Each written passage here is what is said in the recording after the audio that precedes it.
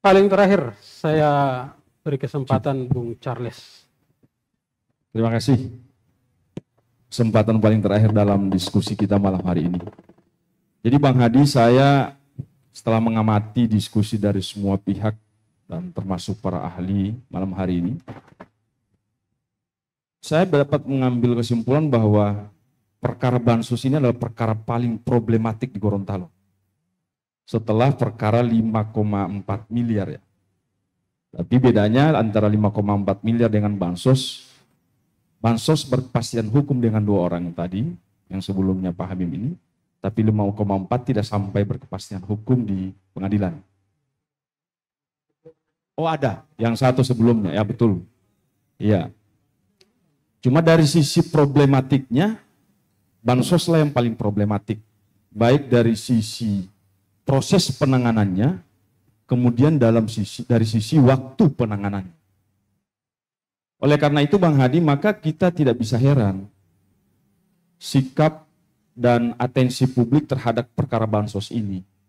Karena memang di dua hal tadi itu. Maka jangan salahkan juga pendapat orang yang keluar bahwa adanya inkonsistensi sikap hukum dari pihak Kejaksaan Tinggi Gorontalo. Apalagi kalau tadi sudah disandingkan dengan apa yang disampaikan oleh Pak Kajati saat zamannya atau rezimnya Pak Firdaus Dewi Wilmar. Sikap Kajati Dewi Wilmar dengan sikap Kajati Joko Purwanto ini bukan mewakili orang, Pak Hadi. Ini mewakili institusi. Pak Kajati Dewi Wilmar sampaikan di forum resmi, menggunakan atribut kejaksaan, dia adalah orang yang punya otoritas tertinggi di Kejaksaan Tinggi kala itu, yang juga menangani perkara bansos ini. Sama juga dengan sikap hukum yang dilakukan oleh Pak Joko Purwanto, Kajati sekarang. Nah maka jangan heran kalau orang bingung, bahkan bisa jadi gila dengan perkara ini. Nah oleh karena itu Bang Hadi, saya hanya ingin masuk ke soal autokritik saja ke kejaksaan dan ke semua APH, aparat penegak hukum yang ada di Gorontalo. Jadikan ini sebagai bahan evaluasi bahwa jangan berlarut-larut dalam menangani perkara hukum. Pertama, bahwa setiap penanganan perkara hukum melibatkan orang itu pasti secara psikologi terganggu. Yang berikut, apakah ada jaminan bahwa setiap penanganan perkara hukum itu tidak mengganggu orang itu dari sisi material maupun immaterial? Apakah ada jaminan? Nah, yang kita lihat fenomena yang ada sekarang di Gorontalo khususnya terkait penanganan perkara hukum korupsi. Kami tidak ingin menyebut perkara-perkara apa saja. Di semua institusi penegak hukum, ada yang sampai bertahun-tahun, Pak Hadi. Orang dipanggil, diperiksa, 3 bulan senyap, kemudian dipanggil lagi, bahkan sampai bertahun-tahun.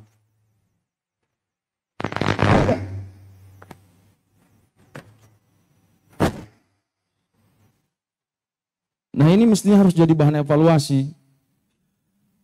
Coba cek di semua institusi yang ada, kejaksaan, polisi, mana perkara yang sudah berlarut-larut dan tidak di SP3, dibiarkan begitu saja. Nah ini menurut saya bahwa ini jadikan sebagai evaluasi penuh upaya penegakan hukum yang ada di Gorontalo, baik itu oleh kejaksaan maupun oleh kepolisian. Yang berikut Bang Hadi, sebetulnya kalau pikiran-pikiran awam kita, pendapat Pak Firdaus itu bisa men-challenge apa yang dilakukan oleh Kejaksaan Tinggi hari ini. Bisa dijadikan alat instrumen untuk men-challenge. Karena itu declare. Pak Firdaus mengatakan bahwa Hamim PAU tidak terlibat dalam perkara bansos. Itu disampaikan forum resmi. Itu declare. Walaupun hari ini kontradiktif dengan apa yang dilakukan oleh Kajati Joko Purwanto. Yang berikut adalah kontradiktif dari sisi declare kerugian negara. Dua lembaga kontradiktif dalam mendeklar kerugian negara, baik itu BPKP maupun BPK. Di awal penanganan perkara bansos, BPK mendeklar bahwa tidak ada kerugian negara bansos, hanya merupakan kesalahan administrasi dan rekomendasinya ada perbaikan administrasi. Sekarang audit keluar dari BPKP bahwa ada kerugian negara sekitar 1,3 miliar ya. Jadi ini memang perkara paling problematik. Sehingga kalau pertanyaannya adalah, apakah perkara ini murni penegakan hukum atau politik terkait penahanan Pak Hamim ini, kita balik bertanya, sebelum proses penahanan dan penetapan tersangka ini, apakah baik dari sisi waktu yang berlarut-larut, sikap dari inkonsistensi, saya berani katakan bahwa kejaksaan inkonsisten, terjadi inkonsistensi karena kontradiktif. Apakah itu tidak ada muatan politik? Jadi tidak boleh disalahkan juga publik berpendapat. Hadi. Oleh karena itu, terakhir saya ingin katakan bahwa perkara ini belum selesai, belum sampai ke persidangan, masih bisa dilakukan upaya-upaya hukum oleh Pak Hamim Pau men-challenge penetapan tersangka maupun upaya penahanan. Sehingga publik hari ini saya mengajak bahwa mari kita menganggap bahwa Pak Hamim itu belum bersalah. Belum bersalah. Karena kita publik wajib menganggap seseorang yang belum diputus bersalah adalah orang yang belum bersalah. Tapi aparat penegak hukum wajib menganggap seseorang itu bersalah. Wajib. Sehingga harus secepatnya memberikan kepastian hukum dan keadilan terhadap seseorang yang mereka anggap bersalah. Bukan kayak seperti perkara bansos ini. Sehingga evaluasi perkara-perkara yang ada, kalau memang sudah waktunya selesaikan. Jangan ditarik, kalau tadi dibahasakan buka tutup, kali saya bahasakan maju mundur. Terima kasih. Assalamualaikum warahmatullahi wabarakatuh. Waalaikumsalam warahmatullahi wabarakatuh.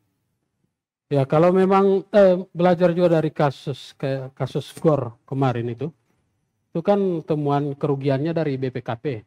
Tapi BPK menyatakan WTP. Itu juga menjadi Bang Hadi, ada yang sempat saya lupa. Ini kritik juga ke aparat penegak hukum. Soal cicil menyicil tersangka. Ini kan perkara bansos juga sama. Sekalipun perkaranya di split. Ini mestinya satu perkara yang sudah bisa diselesaikan dalam satu tempo penanganan perkaranya. Ini dicicil tersangkanya. Kan biasanya itu APH beralasan bahwa nanti kita lihat di fakta-fakta persidangan nanti. Nah, perkara Pak Hamim ini kan ditindaklanjuti dari putusan pengadilan. Kan begitu. Nah, polarisasi penanganan perkara hukum korupsi seperti itu selama ini. Cicil satu, cicil yang kedua, cicil yang ketiga. Nah, ini tidak boleh dibiarkan lagi pola-pola penanganan hukum semacam ini. Iya. Maka jangan salahkan juga orang berpendapat lain. Nah, ini menarik juga bahwa penanganan perkara bansos ini lahir dari putusan pengadilan. Karena di putusan pengadilan itu karena ada pertimbangan hukum, amar putusan. Baik di amar maupun di pertimbangan hukum, apabila telah menyebutkan seseorang maka dibukalah perkara itu lagi. Nah, pertanyaannya adalah di beberapa perkara putusan perkara korupsi di Gorontalo, seberapa besar kepala daerah disebut-sebut? Kalau bicara besar berarti seberapa banyak kepala daerah yang disebut-sebut? Nah, kejaksaan harus membuka juga putusan-putusan pengadilannya sebelumnya. Ini kalau bicara adil, karena memang kepala daerah Pak Hadi paling sulit kena perkara korupsi. Kalau hanya bicara soal pengadaan, kebijakannya, kewenangannya, paling banyak kepala daerah itu hanya OTT terkait kasus suap. Selebihnya paling sulit, karena tadi bicara bahwa ketentuan undang-undang tadi bahwa soal penggunaan anggaran langsung kepala daerah itu tidak ada. ada penegasan kewenangan di bawahnya. Oleh karena itu saya berharap, ini Bung Franky juga mungkin pernah menangani perkara korupsi, yang juga pernah dipanggil kepala daerahnya ya, pernah dipanggil dan diperiksa di pengadilan. Iya, ini saya harus bicara di sini. Saya harus berani bicara. Saya minta juga perkaranya Bung Franky itu untuk dikembangkan oleh pihak kejaksaan maupun Polda. Karena itu juga menarik. Tindak lanjut dari putusan pengadilan. Terima kasih. Assalamualaikum warahmatullahi wabarakatuh.